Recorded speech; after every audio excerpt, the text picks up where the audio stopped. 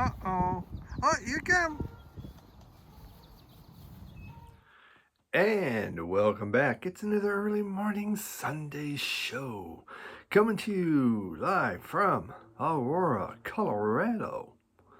And it's the home of I really have no idea. The opening that was it was downtown Georgetown. That's from that trip I took a couple weeks ago. I did the train last week. That's kind of what that town looked like. Really beautiful looking town. Very nice. Yeah, good time there. It looks like I have today off. So Sundays will be my day off. So kind of how my life's been. You get Sunday off. Work 6, get Sunday off. Um, it's better than having no time off, right? So yeah, retirement keeps clicking along there, but it's getting quieter as we get these pools going, and now it's all about chemical balance and stuff like that. So yeah, it definitely you don't feel the ulcer or anything happening right now. So that's good. And I got a good crew. Uh, so maybe today we'll go do something. We'll see. And my son Paul came visited this week. He actually just in for the for a night. He had a job interview here. Job he was looking at happened to be in Denver. He's out of the D.C. area, so he flew in, did the job interview, and flew back. He had gotten laid off. He does web designing, and but things had kind of slowed down at where he was at, and they laid off some. So hey, he was lucky one of them.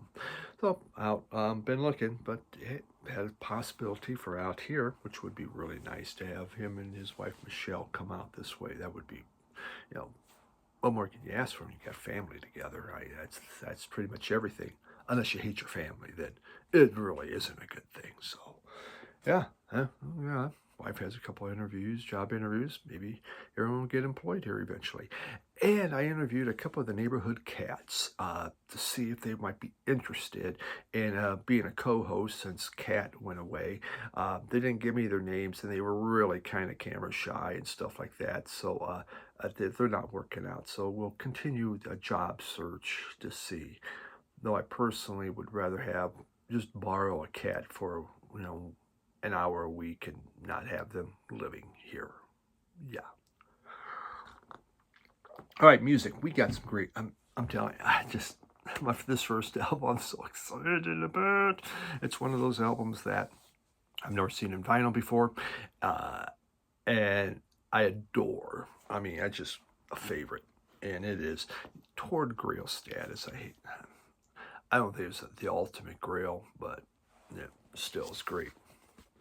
It's an original. Sonic Youth, Dirty. Thank you, Radio Wasteland Records. I I can't believe I have this. This is just this is this is amazing. Uh, yeah, there we go. Label and anything special we have. Here's the inserts. Very nice. Of course, you got the band there. Um, Sonic Youth. I formed in '81, broke up in 2008.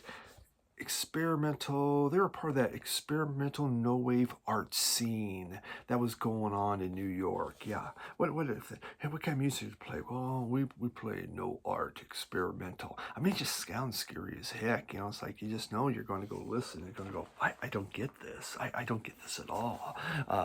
Because we said art, and as soon as you use the word art, it can be whatever you want it to be, and you don't have to get it because it's art. If you don't get it, you're a moron. You're just not cool enough. That's yeah. But really, their music through the years: noise rock, art rock, post punk, best describes it. This would be more of their post punk kind of. This is their rock album, you could say. Thurston Moore, he's kind of formed it, and he went to New York City in '77, and he played in groups like Room Tone and the Coachmen, and then he joined this group called CKM, and he met Kim Gordon in that group, and they hit it off. And they decided, hey, we're going to form some groups. So as a duo, they did, and they had one called Male Bonding. Then they formed a group called Milkmen, then Arcadians, and finally they came up with the name Sonic Youth. Now, the Sonic is named after Fred Sonic Smith of the MC5, and Youth is after the reggae artist Big Youth. Kind of funny they used reggae as one of their things because I've never heard anything reggae when it comes to Sonic Youth, but they wanted to. Hey, they liked him. In '81, Lee Ronaldo joined them. So now they had three people on guitars, bass guitar. So they didn't have a drummer, so they each took turns on each song playing drums. Finally, they did get a drummer. What was his name? Richard Eden, I believe, joined in, and away they went. New York critics hated these guys. They just hated them. Robert Christo, he labeled it pig fucker music. What? What? Really? They would do that even with that? I don't know. I don't know if pigs would get together and do that. I listen to Sonic Youth, but whatever. This album came out in 1992. Is their 8th album, and it was different because they didn't produce it. Butch Vig produced it, and he was coming off of Nevermind, and so the first thought was, "Oh my God, they're really going commercial." Now, the previous album, Goo, had they had done Daydream Nation, Goo, and this, and to me, that's the three. You could say Evil, Sister. Those are all great albums, but Goo, it's just my all-time favorite. But then along came this, and again, they have a different producer, Butch Vig, doing this, and it had a cleaner sound. I mean, it definitely, you could tell there was a cleaner sound and was more full-bodied. So you could see someone else was behind there trying to make this into something. And it's a 2-album set, and I'm just. This has the song 100%. I'll play you a sample of that. It's just one of my favorite Sonic Youth songs. I just absolutely adore that song. And Sugar Cane is on here also. Now, by the time you get to the second album definitely on sides 3 and 4, much more experimental. They're going off the rails. The first album, more accessible. Now, as I've gotten older, I've been able to handle some of their stuff that is not as accessible. Generally, I'm a very much a kind of guy that likes a little, likes a little tune, likes a little melody. But this is super exciting to have. I have just never seen it in vinyl at any shows, anywhere I've been, and I would have grabbed it. And just suddenly it's popped up in Midland again. I watch his videos and keep an eye on his stuff. This is just incredible for me to find, and I'm absolutely delighted to have this in. Sonic Youth's 8th album, Dirty, fantastic.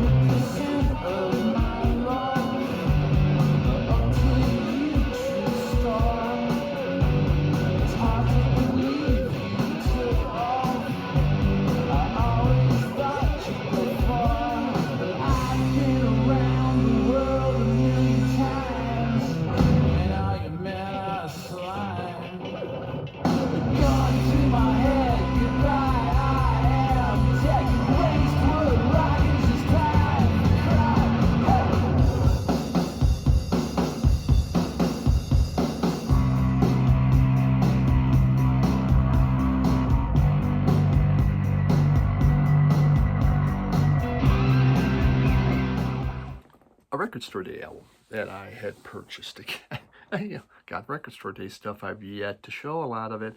It takes time. I showed you once, but I never talked about it. And you have to get the half-hour version of me blabbing about it. because I just don't want to show them I got this album. Oh, yay, Steve, great job. Whatever. All right. That's some people. That's what you like. Hey, it's quicker and faster. Listen to me. Yeah, it takes a bit. Someone once wrote, "I'm going to come back and listen to you later when I got more time," because you go on for a half hour. I get it. That's fine. Joe Strummer and the Mescaleros, Rock Art and X-Ray Style. This was his first album he did with the Mescaleros, and again, this came out on a record store day. And you know, I bought and I have all three of his albums now that he did with the Mescaleros, so I'm quite happy about that.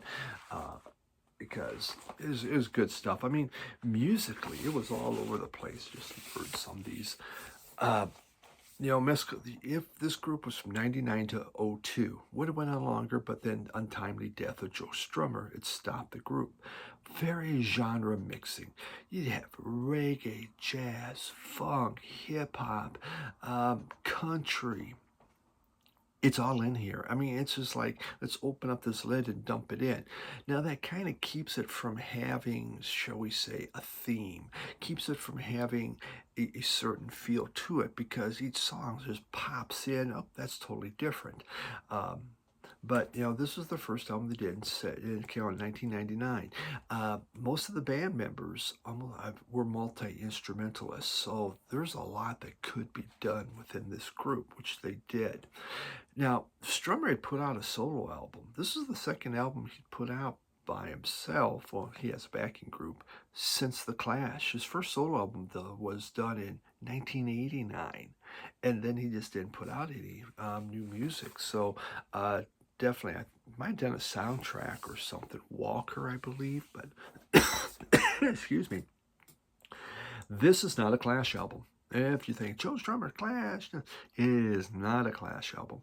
This thing, I get it. I say it goes all over, but it's just filled with these exotic, funky beats. I mean, it really. I mean, it just is. He is just really into the beats. And you know, the first song I'm gonna play. I believe it's Tony Adams. You know, side one just has two songs, and they go on for a long time. Uh, but it has just a super reggae feel. I mean, you can see he was really liking that stuff.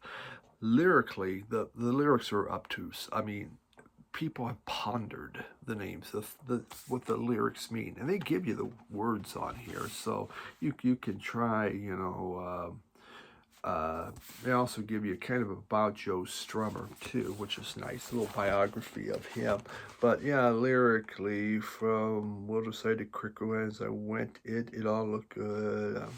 Yeah, I can't say I've read them personally, and I can't say I will read them personally. But you never know. You know, sometimes you get bored and you want something to do. Just these are, you know, you had, you know, some of these, sometimes you get hard guitars. What was it? Techno D-Day. Techno D-Day. The guitars are ripping in that thing. It just takes off really, really good. Musically, just all over the place. Everywhere. But still, it's fun. It's fun to hear. He has such influences, loving the world music. So, yeah, great stuff there. From Joe Strummer and the Mescaleros. Rock Art and X-Ray Style. Pretty cool. Beyond the lost city, I'm looking for a bone and I can't find one. Got a Tony Bennett 8-track, the road's so pretty. The moon turned around and shot someone.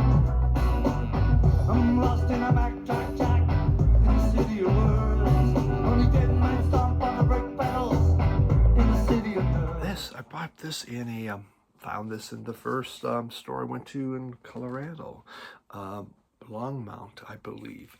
And look at that, the Shadows of the Night, Backdoor Men. How exciting was this? It was to see this thing, and I was like, oh, wow. This could be good. And darn it, it was good. Shadows of the Night formed in '64, and they broke up in 2022, only 2 years ago. Why? The lead singer died. I mean, he was the only really original member for many, many years, but he kept it going. Was it Sohm, I believe, was his name? Sohm. And yeah, But yeah, his passing. But you know, he'd kept this group going. It was his deal. It's off the Dunwich label. That's kind of a cool looking label, isn't it? You know, there's a little thread out there about these labels, and that's a neat one. Again, fun back. So, Shadows of Night, a Chicago blues with an English blues band interpretation. You know, by now, you know, England was really into the blues, and some of the guys in the U.S. are grabbing onto that. But instead of, you know, copying their own blues, they're from Chicago. They wanted to do the English version of them. It's formed by 4 high school friends, and they originally called themselves the Shadows. But eventually they learned, oh, there's a British group called the Shadows, so they had to change their name. Well, they're in high school, and the name of their sports team, you know, their high school team is the Knights, so it became the Shadows of the Knights. And that's what happened. Jim Soames was the vocalist, and again, he's the one who died in 2022. And that's what ended this group. They did 3 albums in the first 5 years, and then they did 1 album since then. But 67, this came out in 67, and it actually, no, 66. They had 2 albums in 66. The first one had their hit Gloria on there. Did so well, the record company, we got to do another one. You got to do another one. And so they had to pump this thing out extremely fast. This is great. It's loud. There's a lot of feedback-laden, sneering piece of rock and roll defiance. It has what you're looking for. There's songs of teenage lust in the gospel, what's it called? Gospel Zone. Bad Little Women. There's Raga Rock from, was it the Behemoth has Raga Rock, and which is really neat. There's like folk rock in here. They do Hey Joe. So there we have it. I mean, this is just my thing. Any garage band does Hey Joe. You're not allowed to be a garage rock band unless you do Hey Joe. So you got to do it. Solid record. And it just goes, you know, all over from style to style, but it works. They have one, what's it called? It was just a small little instrumental. It's backwards. It's just the whole thing, you know, they took the vocals and everything, they just played the thing backwards. Oh well, hey, they're having, it's just, that was the thing to do then. You know, the Beatles did it, but we better do it. So this thing's top notch. Very happy to have this. Great condition. I mean, this is really good. A little punch here. Yeah, good. Shadows of the Night. You brought you home last night. Smelled like gypsy rose. Now I don't know just where you've been. He only knows. She said, love you, baby. She said, I love you. Something a little different from the city of Detroit. We have Country Bob and the Blood Farmers. Now, why did I buy this? Well, that's why. Just, what the hell is this about? Country Bob, and here we go. All right. Sometimes you just got to buy something. Yep, and let's just say it's pretty inexpensive. And so let's just see what we have. We have here we got the group Country Bob and the Blood Farmers, and then we have the Southern Gothic News. Interesting stuff. So, what about Country Bob and the Blood Farmers? Out of Detroit, country rock and punk. This came out in '85, and country rock, country punk was taken off in '85. You know, you had country, Beat Farmers, Long Riders. There was a lot of different groups doing it, especially down in Southern California. They were happening. So this stuff was taken off. Well, this is twisted cowboy death punk. Okay, it's twisted, alrighty. And the name of the album is Going to Hell in a Handbasket. So yeah, Yeah, going to hell in a hat basket, not a hand basket. What would a hand basket? Yeah, that's one you carry. So, um, Southern Gothic death type lyrics is what you have going on here. There's a song about driving sacred cows to the slaughterhouse. It's just filled with this punk hazy type songs. It's just crazy. They try to torpedo Southern racism with a song called Black Cowboy, and yeah, it's pretty brutal. Uh, they do Roger Miller's "Dang Me," and their version is, I mean, it's out there, man. It is just it's country punk, baby, on "Dang Me." The members actually were from a different group, the Detroit goth band Gargoyle Six. This was just something that they would do, you know, get away from the whole goth scene. It was about death, and this was their fun stuff that they would do. They did do a second album in 2006. This came out in 85. So, not a whole lot of information about these guys, but how can I say no on that? Again, pretty cheap, but Country Bob and the Blood Farmers going to, going to hell in a hat basket. How fun.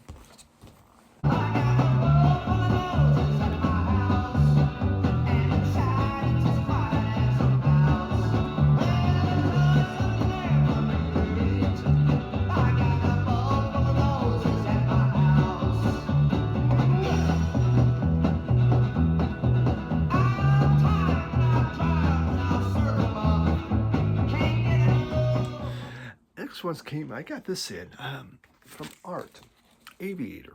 And Art had sent me some stuff, and I've been showing it. I'd shown it all in a previous, but Art, the North Carolina vinyl picker. And he sent me this. This is a prog album. And Aviator is a group out of the UK, very short-lived, formed in 78, broke up in 80. Not a whole lot about that group. Hey, did I show you the label on that last one? I'm sorry, I don't think I did. Look at this. There we go. Yeah, that's pretty cool. Country Bob. Sorry, didn't want to miss that one. That was a cool label. Now back to Aviator. They did 2 prog albums and then broke up. So very short-lived, only a couple years. It's kind of an accessible pop fusion rock. At times, there's some very hard electric guitars on here. You know, really kind of take off. I think Time Traveler was one that had just fantastic guitar work going on. Also, there is some really good sax and drum parts. The saxophonist has some really great solos backed up by the drummer that sound I thought were very good, very catchy. You know, there's some songs like Sister Needles that was a real snoozer. You know, like you know, you could have just, it was the last song on the side. It's a great place to end before the song starts. But there's some good stuff on here. I'm not known for prog at all. So I got a lot of friends that are prog, and so they send me prog to help me out, to help coach Steve into someday he's going to become a progger. And yeah, I may. You never know. But I mean, I enjoy it. You just, you know, when you go to a store, you only have so much you want to buy. You kind of go for your genre. Or I'm trying to, what's new, what's different, or what's a cool cover, you know. So what is a cool cover? So yeah, this was, again, this was an enjoyable album. I mean, is it one that I say I want the second album? No, but I can put this on and enjoy it, and you know, and like it. So Art, thank you very much for this. Yeah, good stuff, good stuff.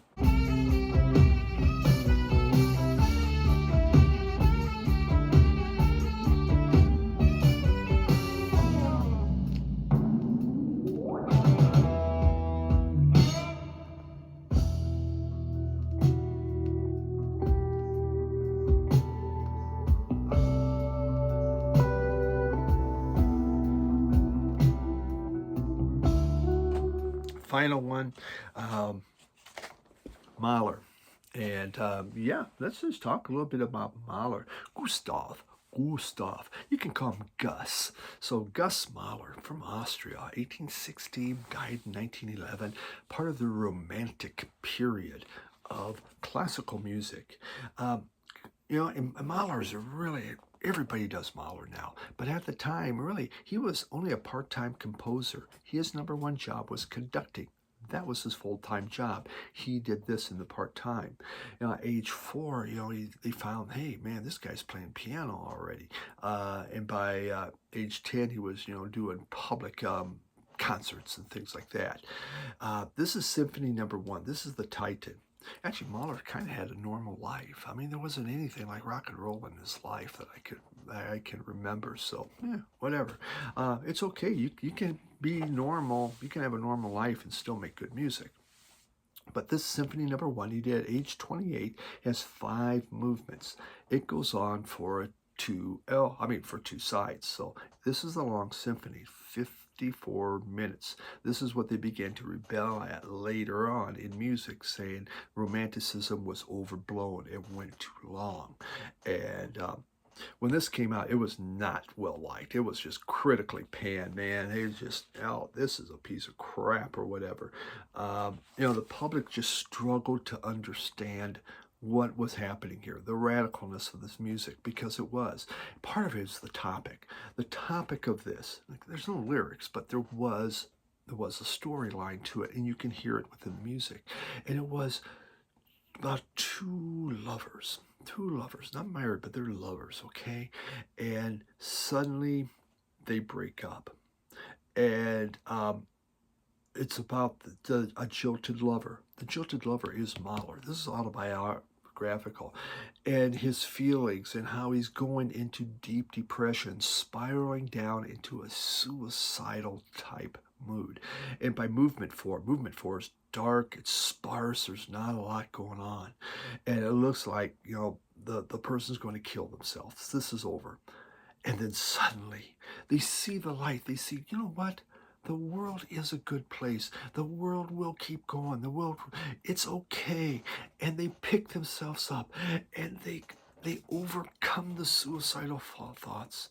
And by the 5th movement, happiness is back. I'll play you a sample of the 5th movement because I want this to end on a happy thought. I want you to leave this video going, I like life. And I'm going to go, thank you, Mahler. That's what we're going to do. So that storyline was a pretty dark one for a lot of people, even though it deals about adversity, and even if you get screwed over by your lover, hey, life goes on. Make the most of it. So, yeah, that's the 1st symphony. There you go. Cool stories behind this stuff. And there's just no lyrics.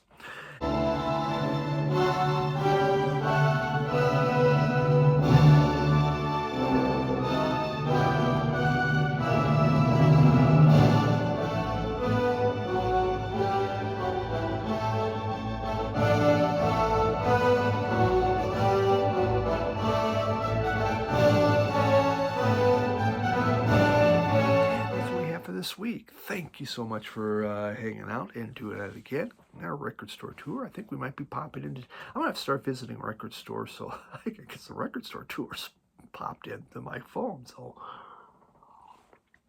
but thanks for joining me. Appreciate that as always, and have yourself a wonderful week. Bye.